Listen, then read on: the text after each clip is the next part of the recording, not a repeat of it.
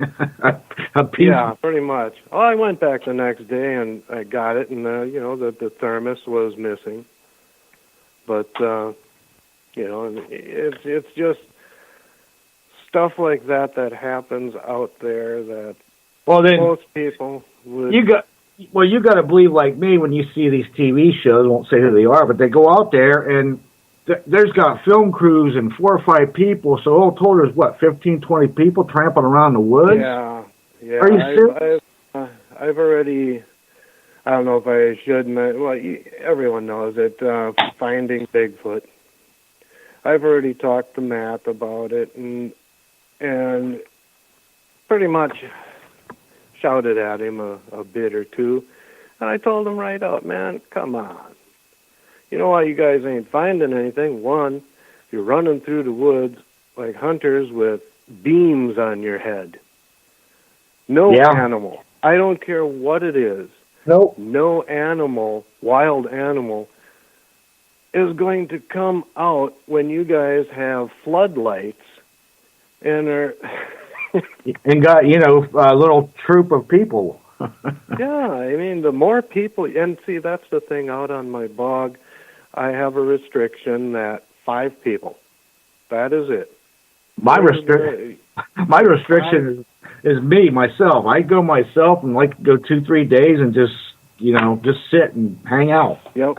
No, that's the best way. That is the best way. And see, I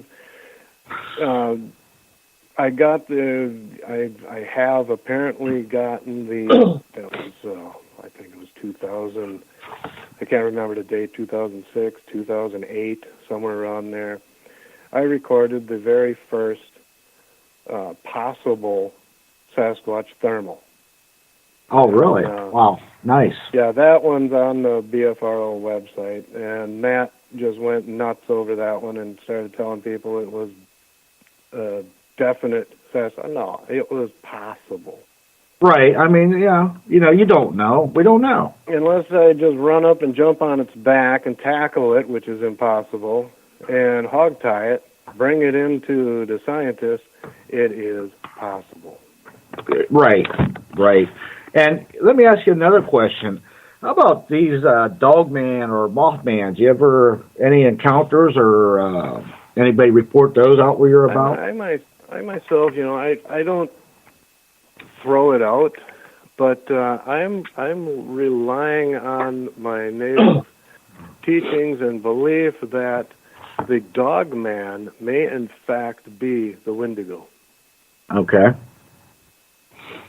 All right. Because you've got the I'm not going to say all the way 100% peaceful Sasquatch, but they are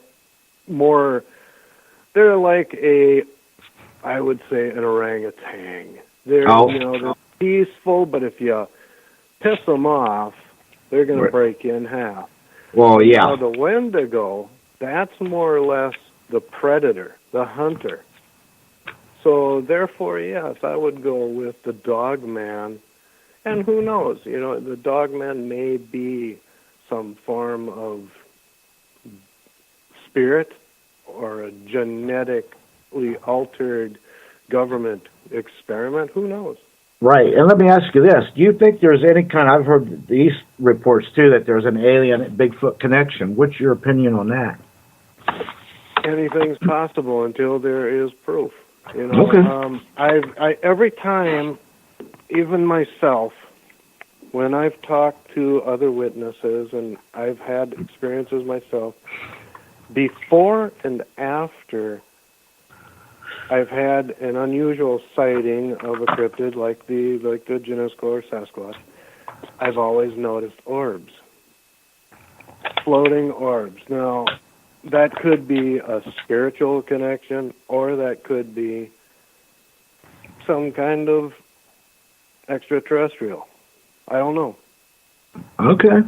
But they weren't warm. More or less, I myself more or less go on the aspect of a spirit. I believe that the spirit form of the Sasquatch watches over the physical form. That's why no one can find them, because when someone starts to get close, the spiritual warns the physical. It's just like a bad feeling. Okay, get out of here. Well, let me ask you this question, Don. If they die or when they die, do they bury their own? Do they eat their own, or what's your opinions on that? Well, I don't think they're cannibalistic, but I believe just like with anything else, and they've proven this, that the primate bones are much softer than other species out there of mammal, and therefore when something dies, I don't know if they bury it. Maybe they do. Maybe they pile rocks on top of it. The only way that human remains of prehistoric have been found, it is when it has been in a cave that is dry, or in a desert, or a bog or something like that. Yeah, gotcha. Yeah, but in a peat bog where it's preserved. Yeah. But anywhere else, they haven't found any, because primates decompose completely in the environment that is rain, snow. But if they're in cover, like in a cave, or deep into like a tar pit or peat moss, then they're preserved. Or like in a desert where they're mummified, then they're preserved. But that is the same with, I believe, a Sasquatch, because the bones are softer. And then you've got the other thing of animals. You got coyotes coming around. Yeah. You got porcupines that are eating the bones, mice that are eating the bones. And you got badgers out there. Wolves, bears, everything is just scavenging. You got this big food source that just died there. And that's the dinner bell. Everything is going to be taking a bite. Yep, including the insects too. Yep. Yeah, it doesn't take long. On top of that, then you've got the complete decay. So now you got a bone over here, a femur over here, a skull plate over there, a jaw over there. Once the grass starts growing over it, no one's going to find it, and then it's just eventually just going to turn into a calcium deposit, and that's it. It's gone.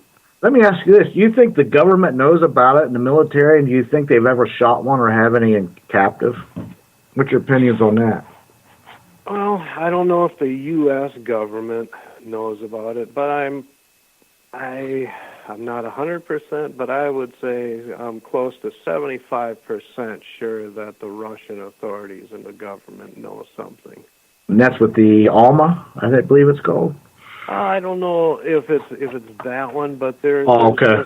all the experiments and stuff that has happened in the past, even with the World War II Russian Kremlin. I don't know if that's any truth to that, where they were trying. Yeah, I've seen that. That's crazy. Apes and humans. Yeah, that was crazy. Super soldier. Wouldn't that be something? Oh my goodness! Wow. Well, it would definitely be the Planet of the Apes. Oh wow, that would be a nightmare. Mhm. Yeah. All with people trying to play God. Yeah, we got too many people trying to play that. Yeah. Jeez. So, what's your big? You got a big expedition coming up, or you any plans to try to anything? Well, yeah, this summer around July we're going to have. I belong to the Wisconsin Paranormal Society. That's with Kevin and Jennifer Malik out of. They're out of Rhinelander, but they also are in Monaco. But yeah, they want to come out to my bog. I've had so many experiences out on that bog already. I always love to take a skeptic along when I go out there, because if they don't see anything, fine. But 90% of everyone that I have taken out there have experienced something. And there would have been a few that have been so frightened that they literally, even at middle of the night, they have me walk them out, because they won't stay, because something, and that happened this last year. I had one expedition out there, and the woman actually got very mad at me because I've been in the woods all my life, so I know what this was. She heard huffing and stuff in the back and cracking, which is lip smacking. And I went in the area and I looked around, and yeah, it was there. The woman was very pissed off, and she said, that was a Sasquatch. You don't know what you're talking about. I know it was a it was a bear. Well, anyway, then the next night, we got an immense fright. Everyone was filming.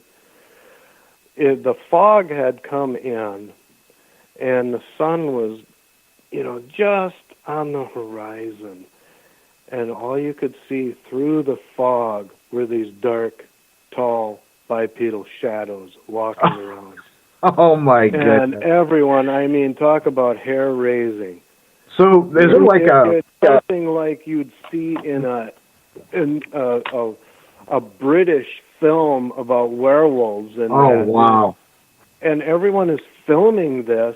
And we had this one guy, he was from Asia. He was there. And he clutched right to my side. he crawled in your pocket. Out, and I'm just looking at this like, wow. He crawled in your pocket. You didn't even know it. Pretty much. Oh my goodness! But the next morning, bright and early, the woman, she stayed up all night next to the campfire. And the next morning, a couple of the people came up to me and they go, "Yeah, you got to talk to her. She's freaking out." Oh, and wow. I had to walk her out. I had to literally walk her out of there, get her out of there because she was that freaked out. Man, oh and man! The entire story also is in the book. Everything's covered. Let me ask you this: Do you ever think that these Bigfoots and some bears ever get in a tango, or you think they have kind of a truce or a agreement or something, so to speak? You can never tell with that. Any animal will have conflicts with each other. It's a territorial thing. It's a food thing. I believe that the physical Sasquatch uses. And it's also, I'll keep repeating it, it's also in my book, about animals using other animals. The coyote, for instance, used Sasquatch. I've always said that. I agree with you totally. And I think Sasquatch uses coyotes, too. I think it goes by both ways. Any person that goes into the woods will notice the communication, if you know what to listen for. You walk into the woods. A red squirrel all of a sudden starts chirping. He's alerting everyone that you're there. Now, off in the far distance, a crow will sound off. He's also noticed you. Over there's a blue jay. He noticed you. But he's also telling everyone else in the woods. All the other animals now will perk their head up and listen because, someone or something is in that woods that's not supposed to be. Yep. And that's what also the Sasquatch will use. He'll listen to the squirrel. He'll listen to the crow.